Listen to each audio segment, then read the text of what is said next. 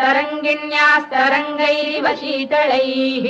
अभाङ्गैः सिञ्चते विश्वम् वेङ्कटेशाय मङ्गलम् श्रद्भूषाम्बरहेतीनाम् सुषमावहमूर्तये सर्वार्तिशमनायास्तु वेङ्कटेशाय मङ्गलम् श्रीवैकुण्ठविरक्ताय स्वामि पुष्करिणीतटे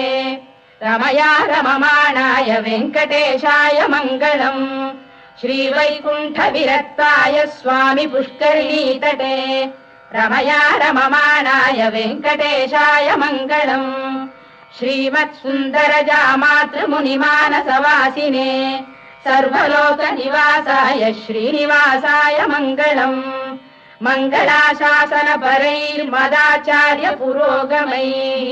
सर्वैश्च पूर्वैराचार्यैः सत्कृतायास्तु मङ्गलम्।